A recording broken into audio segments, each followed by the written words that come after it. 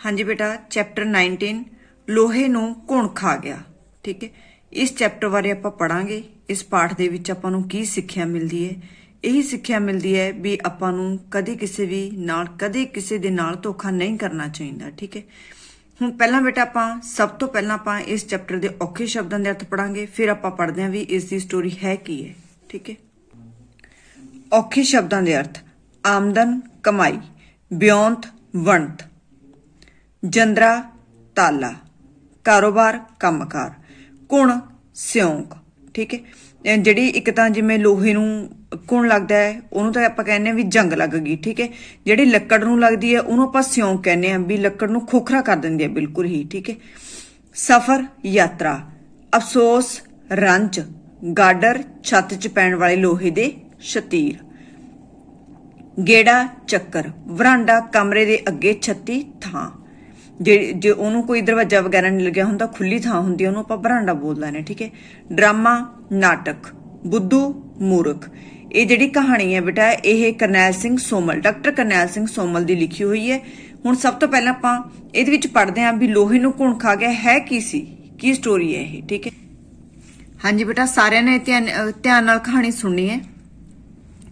ਇੱਕ ਵਾਰ ਦੀ ਗੱਲ ਹੈ, ਇੱਕ ਪਿੰਡ ਵਿੱਚ ਮਿੱਤ ਨਾਂ ਦਾ ਇੱਕ ਆਦਮੀ ਰਹਿੰਦਾ ਸੀ। ਪਿੰਡ ਵਿੱਚ ਉਸਨੇ ਦੁਕਾਨ ਖੋਲੀ ਹੋਈ ਸੀ। ਛੋਟਾ ਜਿਹਾ ਸੀ ਪਿੰਡ ਉਸਦਾ, ਇਸ ਲਈ ਉਸਨੂੰ ਦੁਕਾਨ ਤੋਂ ਆਮਦਨ ਵੀ ਥੋੜੀ ਹੀ ਹੁੰਦੀ ਸੀ। ਇੱਕ ਦਿਨ ਮਿੱਤਰਾਮ ਨੇ ਸ਼ਹਿਰ ਜਾ ਕੇ ਕੋਈ ਹੋਰ ਕੰਮ ਕਰਨ ਦੀ ਵਿਉਂਤ ਬਣਾਈ। ਠੀਕ ਹੈ, ਕੋਈ ਹੋਰ ਉਹਨੇ ਵਿਉਂਤ ਬਣਾਈ, ਮੈਂ ਕੋਈ ਹੋਰ ਕੰਮ ਸ਼ੁਰੂ ਕਰ ਲਾਂ। ਆਪਣਾ ਸਾਰਾ ਸਮਾਨ ਉਸਨੇ ਘਰ ਵਿੱਚ ਸਾਂਭ ਕੇ ਜੰਦਰਾ ਲਗਾ ਦਿੱਤਾ, ਭਾਵ ਕੀ ਹੈ ਤਾਲਾ ਲਗਾ ਦਿੱਤਾ ਉਸਨੇ।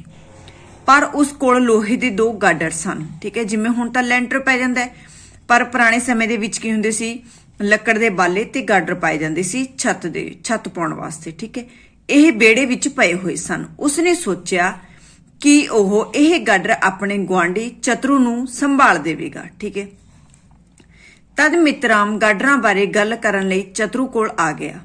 ਉਸਨੇ ਚਤਰੂ ਨੂੰ ਕਿਹਾ, ਭਾਈ ਸਾਹਿਬ ਮੈਂ ਕਲਕੱਤੇ ਜਾ ਕੇ ਕੋਈ ਕਾਰੋਬਾਰ ਕਰਨਾ ਚਾਹੁੰਦਾ ਹਾਂ। ਕਈ ਮਹੀਨੇ ਲੱਗ ਜਾਣਗੇ, ਬਾਕੀ ਸਮਾਨ ਮੈਂ ਸਾਂਭ ਲਿਆ, ਪਰ ਜਿਹੜੇ ਇਹ ਗਾਡਰ ਬਾਹਰ ਪਏ ਨੇ ਇਹ ਤੂੰ ਇਹਨਾਂ ਨੂੰ ਰੱਖ ਲੈ, ਸੰਭਾਲ ਲੈ ਆਪਣੇ ਕੋਲ। ਮੈਂ ਜਦੋਂ ਦੁਬਾਰਾ ਆਵਾਂਗਾ ਮੈਂ ਤੇਰੇ ਕੋਲੋਂ ਇਹ ਗਾਡਰ ਲੈ ਲਵਾਂਗਾ। ਚਤਰੂ ਨੇ ਕਿਹਾ, ਮਿੱਤਰਾਮ ਤੂੰ ਚਿੰਤਾ ਨਾ ਕਰ, ਤੂੰ ਬੇਫਿਕਰ ਹੋ ਕੇ ਸ਼ਹਿਰ ਨੂੰ ਜਾ, ਤੂੰ ਜਦੋਂ ਜੀ ਚਾਹੇ ਆ ਕੇ ਆਪਣੇ ਗਾਡਰ ਲੈ ਲਵੀਂ। ਚਤਰੂ ਦੀ ਗੱਲ ਸੁਣ ਕੇ ਮਿੱਤਰਾਮ ਨੂੰ ਖੁਸ਼ੀ ਹੋਈ। ਮਿੱਤਰਾਮ ਕਈ ਮਹੀਨੇ ਕਲਕੱਤੇ ਕੰਮਕਾਰ ਕਰਦਾ ਰਿਹਾ। ਫਿਰ ਇੱਕ ਦਿਨ ਪਿੰਡ ਗੇੜਾ ਮਾਰਨ ਆਇਆ। ਉਹ ਰਾਜੀ ਖੁਸ਼ੀ ਪੁੱਛਣ ਚਤਰੂ ਕੋਲ ਵੀ ਗਿਆ। ਗੱਲਾਂ ਕਰਦੇ ਕਰਦੇ ਉਸਨੇ ਲੋਹੇ ਦੇ ਗਾਡਰਾਂ ਬਾਰੇ ਚਤਰੂ ਕੋਲੋਂ ਪੁੱਛਿਆ, ਹੋਰ ਮੇਰੇ ਗਾਡਰ ਤਾਂ ਸਾਂਭੇ ਹੋਏ ਨੇ ਨਾ। ਚਤਰੂ ਨੇ ਇਹ ਗਾਡਰ ਆਪ ਦੇ ਬਰਾਂਡੇ ਦੀ ਛੱਤ ਵਿੱਚ ਪਾਉਣ ਲਈ ਵਰਤ ਲਏ ਸੀ। ਉਸਨੂੰ ਸੁੱਝ ਨਹੀਂ ਸੀ ਰਿਹਾ ਕਿ ਮਿੱਤਰਾਮ ਨੂੰ ਮੈਂ ਕੀ ਉੱਤਰ ਦੇਵਾਂ। ਉਸਨੇ ਘਾਬਰੇ ਹੋਏ ਮਤਲਬ ਘਬਰਾਏ ਹੋਏ ਨੇ ਕਿਹਾ, ਭਾਈ ਮਿੱਤਰਾਮ ਕੀ ਦੱਸਾਂ, ਤੇਰੇ ਗਾਡਰ ਸੰਭਾਲੇ ਤਾਂ ਬਹੁਤ ਸਨ, ਪਰ ਕੀ ਕਰਦਾ ਉਸਨੂੰ ਕੁਣ ਖਾ ਗਿਆ। ਠੀਕ ਹੈ, ਕੁਣ ਹੁੰਦੀ ਹੈ ਜੰਗ, ਜਿਹੜੇ ਲੋਹੇ ਦੀ ਚੀਜ਼ ਹੁੰਦੀ ਹੈ ਉਹਨੂੰ ਜੰਗ ਲੱਗ ਜਾਂਦਾ, ਭਾਵ ਕੁਣ ਲੱਗ ਜਾਂਦਾ। ਠੀਕ ਹੈ, ਲੱਕੜ ਦੀ ਚੀਜ਼ ਨੂੰ ਸਿਉਂਕ ਲੱਗ ਜਾਂਦੀ ਹੈ, ਜਿਹਨੂੰ ਆਪਾਂ ਸਿਉਂਕ ਬੋਲਦੇ ਹਾਂ, ਤੇ ਲੋਹੇ ਨੂੰ ਜੰਗ ਲੱਗ ਜਾਂਦਾ। ਠੀਕ ਹੈ, ਉਹ ਕਹਿੰਦਾ ਭਾਈ ਕੀ ਕਰਾਂ, ਵੀ ਸੰਭਾਲੇ ਤਾਂ ਬਹੁਤ ਸੀ ਪਰ ਉਹਨਾਂ ਨੂੰ ਜੰਗ ਲੱਗ ਗਿਆ, ਉਹ ਬਿਲਕੁਲ ਖੋਖਰੇ ਹੋ ਗਏ। ਮਿੱਤਰਾਮ ਕੁਝ ਦੇਰ ਤੱਕ ਚੁੱਪ ਰਿਹਾ, ਫਿਰ ਕੁਝ ਸੋਚ ਕੇ ਉਸਨੇ ਕਿਹਾ, ਚਲੋ ਜੋ ਠੀਕ ਹੋਇਆ ਠੀਕ ਹੈ, ਹੁਣ ਮੈਂ ਲੰਮਾ ਸਫ਼ਰ ਕਰਕੇ ਥੱਕਿਆ ਹੋਇਆ ਹਾਂ। ਮੈਂ ਚਾਹੁੰਦਾ ਹਾਂ ਨਦੀ ਤੇ ਜਾ ਕੇ ਨਹਾਵਾਂ, ਤੂੰ ਆਪਣੇ ਕਾਕੇ ਮਹੇਸ਼ ਨੂੰ ਮੇਰੇ ਨਾਲ ਭੇਜ ਦੇ, ਅਸੀਂ ਦੋਵੇਂ ਗੱਲਾਂ ਕਰਦੇ ਜਾਵਾਂਗੇ, ਨਾਲੇ ਇਹ ਨਦੀ ਕੰਢੇ ਮੇਰੇ ਕੱਪੜਿਆਂ ਦੀ ਰਾਖੀ ਰੱਖੇਗਾ। ਚਤਰੂ ਨੇ ਆਪਣਾ ਮੁੰਡਾ ਮਿੱਤਰਾਮ ਦੇ ਨਾਲ ਭੇਜ ਦਿੱਤਾ। ਨਦੀ ਤੋਂ ਨਹਾ ਕੇ ਵਾਪਸ ਮੁੜਦੇ ਹੋਏ ਮਿੱਤਰਾਮ ਨੇ ਮੁੰਡੇ ਨੂੰ ਆਪਣੇ ਮਿੱਤਰ ਦੇ ਘਰ ਬਿਠਾ ਦਿੱਤਾ।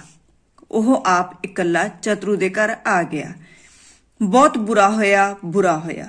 ਰੋਣ ਵਾਲਾ ਮੂੰਹ ਕਰਕੇ ਮਿੱਤਰਾਮ ਨੇ ਕਿਹਾ, ਕੀ ਹੋਇਆ ਮਿੱਤਰਾਮ, ਕੀ ਹੋਇਆ, ਮਹੇਸ਼ ਕਿੱਥੇ ਹੈ? ਚਤਰੂ ਨੇ ਪੁੱਛਿਆ। ਮਿੱਤਰਾਮ ਬੋਲਿਆ, ਬੜਾ ਅਫਸੋਸ ਹੈ ਯਾਰ, ਮੁੰਡੇ ਨੂੰ ਇੱਕ ਇੱਲ ਚੁੱਕ ਕੇ ਲੈ ਗਈ। ਹੈਂ, ਪਰ ਐਨੇ ਵੱਡੇ ਲੜਕੇ ਨੂੰ ਇੱਲ ਕਿਵੇਂ ਚੁੱਕ ਸਕਦੀ ਹੈ? ਚਤਰੂ ਨੇ ਕਿਹਾ। ਲਓ ਜੀ, ਜੇ ਲੋਹੇ ਨੂੰ ਘੁਣ ਖਾ ਸਕਦਾ ਹੈ ਤਾਂ ਮੁੰਡੇ ਨੂੰ ਇੱਲ ਕਿਉਂ ਨਹੀਂ ਚੁੱਕ ਸਕਦੀ? ਮਿੱਤ ਰਾਮ ਨੇ ਕਿਹਾ, ਉੱਤਰ ਦਿੱਤਾ। ਇਹ ਸੁਣ ਕੇ ਚਤਰੂ ਦੀਆਂ ਅੱਖਾਂ ਖੁੱਲ ਗਈਆਂ। ਉਸਨੇ ਹੱਥ ਬੰਨ ਕੇ ਮਿੱਤ ਰਾਮ ਨੂੰ ਕਿਹਾ, ਮਿੱਤ ਰਾਮ, ਮੇਰੇ ਤੋਂ ਸੱਚਮੁੱਚ ਬਹੁਤ ਵੱਡੀ ਭੁੱਲ ਹੋ ਗਈ ਹੈ। ਮੈਂ ਝੂਠ ਬੋਲਿਆ ਸੀ। ਮੈਂ ਤਾਂ ਤੇਰੇ ਗਾਰਡਨ ਨੇ ਜਿਹੜੇ ਬਰਾਂਡੇ ਦੀ ਛੱਤ ਵਿੱਚ ਵਰਤ ਲਏ ਹਨ। ਮੈਂ ਤੇਤੋਂ ਮੁਆਫੀ ਮੰਗਦਾ ਹਾਂ। ਤੂੰ ਦੱਸ, ਜਿੰਨੇ ਪੈਸੇ ਕਹੇਂਗਾ ਮੈਂ ਤੈਨੂੰ ਦੇ ਦੇਵਾਂਗਾ। ਤੂੰ ਮੇਰਾ ਮੁੰਡਾ ਵਾਪਸ ਕਰ ਦੇ। ਮਿੱਤ ਰਾਮ ਨੇ ਮੁਸਕਰਾ ਕੇ ਕਿਹਾ, ਵੀਰ, ਤੇਰਾ ਪੁੱਤਰ ਮੇਰੇ ਪੁੱਤਰ ਜਿਹਾ ਏ। ਤੂੰ ਫਿਕਰ ਨਾ ਕਰ, 10 ਮਿੰਟ ਤੱਕ ਘਰ ਆ ਜਾਵੇਗਾ। ਮੈਂ ਤਾਂ ਇਹ ਡਰਾਮਾ ਇਸ ਲਈ ਕੀਤਾ ਸੀ ਕਿ ਜੋ ਤੂੰ ਤੇਰੀ ਚਲਾਕੀ ਲੁਕਾ ਨਾ ਰਹੀ, ਵੀ ਜਿਹੜੀ ਤੂੰ ਚਲਾਕੀ ਮੇਰੇ ਨਾਲ ਕੀਤੀ ਹੈ ਉਹ ਤੂੰ ਚਲਾਕੀ ਲੁਕਾ ਨਾ ਲਵੀ। ਮੈਨੂੰ ਸੱਚ ਦੱਸ ਦੇ ਵੀ ਮੇਰੇ ਉਹ ਗਾਡਰ ਕਿੱਥੇ ਨੇ। ਅਜੇ ਮਿੱਤ ਰਾਮ ਤੇ ਚਤਰੂ ਇਹ ਗੱਲਾਂ ਕਰ ਹੀ ਰਹੇ ਸੀ ਕਿ ਮਹੇਸ਼ ਨੱਚਦਾ ਟੱਪਦਾ ਉੱਥੇ ਆ ਗਿਆ। ਚਤਰੂ ਨੇ ਕੰਨਾਂ ਨੂੰ ਹੱਥ ਲਾ ਲਏ ਕਿ ਫਿਰ ਕਦੇ ਉਹ ਕਿਸੇ ਨੂੰ ਬੁੱਧੂ ਬਣਾਉਣ ਦੀ ਕੋਸ਼ਿਸ਼ ਨਹੀਂ ਕਰੇਗਾ। ਭਾਵ ਸਾਨੂੰ ਇਸ ਕਹਾਣੀ ਤੋਂ ਇਹ ਸਿੱਖਿਆ ਮਿਲਦੀ ਹੈ ਬੇਟਾ ਵੀ ਸਾਨੂੰ ਕਦੇ ਵੀ ਕਿਸੇ ਨਾਲ ਧੋਖਾ ਨਹੀਂ ਕਰਨਾ ਚਾਹੀਦਾ ਹੈ।